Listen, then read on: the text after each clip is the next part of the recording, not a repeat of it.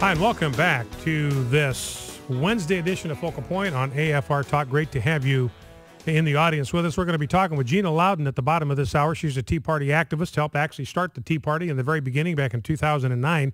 She is actually boots on the ground in Missouri. She's on the Values Voters Bus, Family Research Council, going through the state of Missouri, making appearances. She's going to give us a report from the battle lines, from the front, about how the campaign for the Senate seat there is going. Todd Akin now, according to the latest polling data, running dead even with Claire McCaskill. So we'll get an update from Gina Loudon.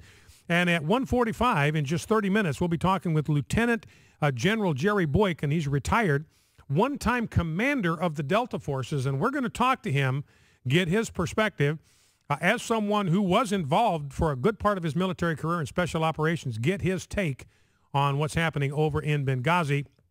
Then top of the next hour, we'll talk to Cal Beisner of the Cornwall Alliance for the Stewardship of Creation. We've got a lot of leftists and enviros out there saying, hey, the problem here is that we've ignored global warming. That's the problem. That's the reason Sandy happened. We've ignored global warming, all this CO2 we're pumping into the air. We have only ourselves to blame for ignoring Gaia. Now, let's see where we begin today. Why don't we focus a little bit of attention on getting up to speed on where we are at with the campaign for the presidency. Just did an interview with a radio station in Memphis on our voter guide. The AFAaction.net's the place to go, AFAaction.net. Go to that website, and you can get the most comprehensive Values Voters voter guide that is available in the United States of America. This is a kill shot voter guide. You plug in your address, your zip code, give us your email address and your zip code, and boom, what pops up for you is the voter guide right where you live. When I was doing the interview, I've got my iPhone. It's got the locator device on it. So I just opened up the app on my iPhone, and it automatically popped up the voters' guides for the races that I'm going to be voting in, for Congress, for Senate, and for the presidency. Boom, just right there. And there's a letter grade for each one of these candidates. Boom, right there. Doing my John Madden impression. So right there, all the information you need, a letter grade's given. We base this on how these candidates are likely to vote on matters of sanctity of life, sanctity of marriage, limited government, fiscal responsibility, strong national defense, Israel, Judeo-Christian values, you name it. We drill down to get to where we think these candidates are going to be coming from on all of these issues. Now, by the way, and so that's AFAaction.net. If you've got an iPhone or an Android, if you got an iPhone or an iPad, just text the word Apple to 70994, 70994, and the voter guide, you'll access the voter guide. If you got an Android, just text the word Android to the same number, 70994, and the app will pop right up for you. Now, the Atheist, by the way, I'm looking at a voter guide by the Atheist, the Secular Coalition for America. So they've got their own voter guide out there, and I say that's terrific. The more the merrier. Now, it's interesting, on this voter guide, they only give Barack Obama a C. We give him an F, but they give Mitt Romney an F. We give Mitt Romney a B+. So according to the Atheist, the Secular Coalition for America, they actually like Gary Johnson, the libertarian, the best. They grade him out as a B. But if you're an atheist or a secular fundamentalist, then either Gary Johnson or Barack Obama is your guy. You got a B or a C from the Secular Coalition for America. Mitt Romney grades out a flat F. So if you are an atheist, you are a secular fundamentalist, do not vote for Mitt Romney. He is not going to reflect atheistic, secular fundamentalist values in office. That's what the atheists are trying to tell you.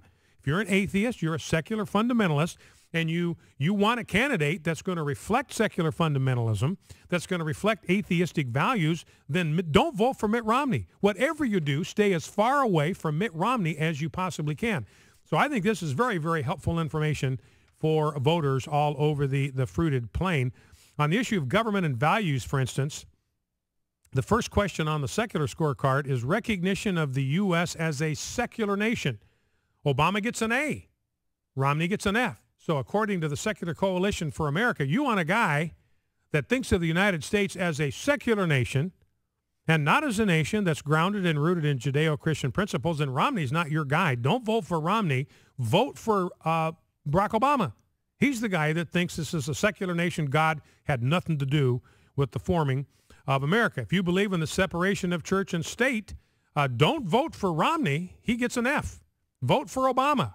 He believes there should be no public acknowledgement of God whatsoever. He's the guy that omits any citation, any reference to the Creator when he recites the Declaration of Independence.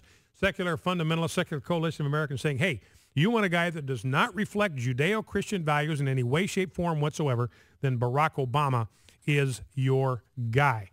Now, well, before we get to some sound bites, here's some information just about the election as it stands today. Here is a useless bit of history, but we cover the spectrum here. Remember, I told you this is ethanol-free radio, no corn, except on occasion. Now, here is a piece of virtually useless information, but I thought it was interesting, so I'll pass it along. The election this year is on November 6th, as you are aware. Every year since 1860, every time an election has been held on November 6th, the Republicans have won. They are 6 for 6 on November 6th. We're getting too many sixes there. That's dangerous. We better move on.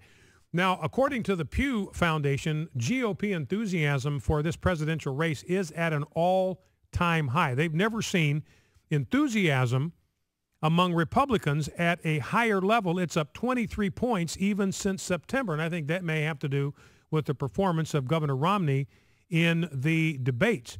The percentage of Democrats who say the campaign is interesting is unchanged, so they haven't budged. They're not getting more enthused. They're not getting less enthused, but they're generating no enthusiasm for their candidate. And Gallup is indicating another major shift in the makeup of the electorate. It is more Republican in 2012 than at any time since 2004. Now, in 2008, the electorate self-identified as Democrat by a margin of 12 points.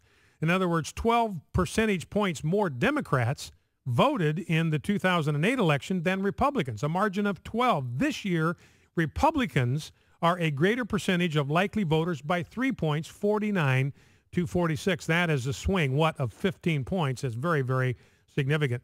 And you got this other trend that's worth watching. The number of newspapers that backed Barack Obama in 2008 but are now endorsing Mitt Romney in 2012. Now, you think, well, that's not a big deal. Newspaper endorsements don't mean anything.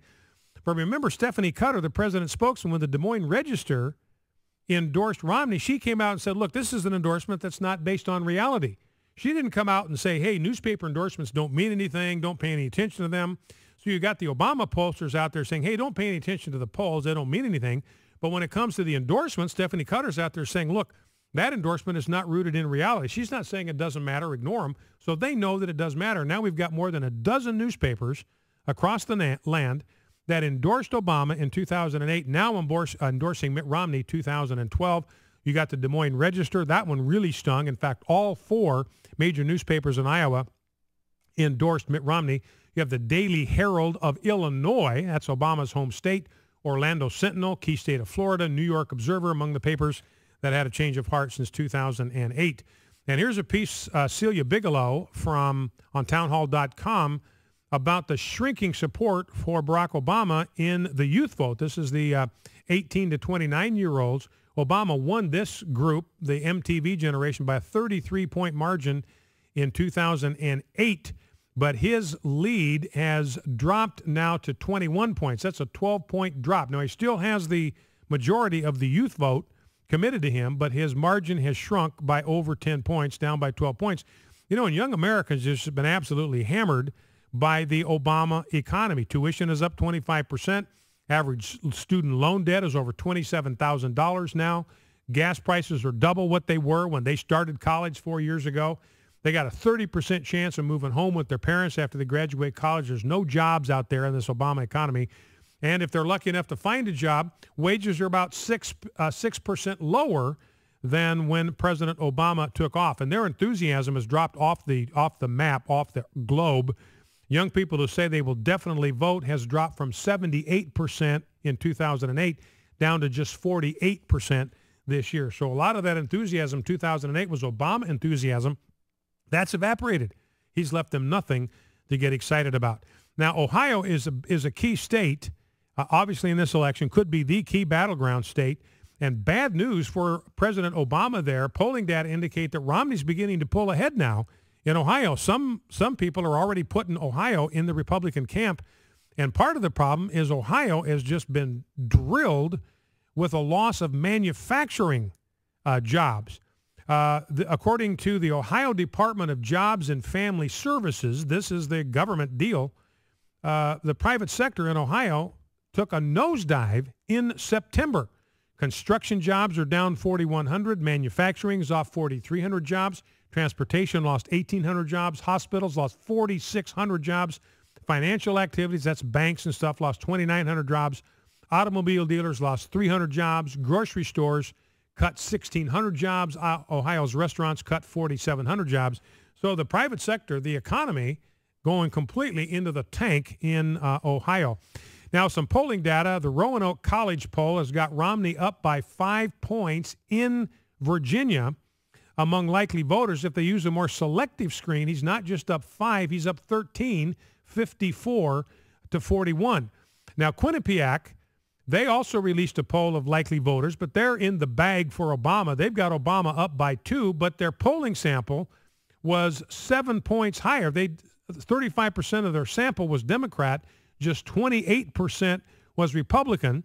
And despite the fact they oversampled Democrats by 7 points, they only give Obama a 2-point lead. That is not good news if you are an Obama fan. And according to Quinnipiac, Romney leads among independents in Virginia by a 57 to 36 margin, 21 points. And Roanoke College gives Romney the lead among independents by 26 points. So bottom line is this whole thing is rapidly sliding away from Barack Obama.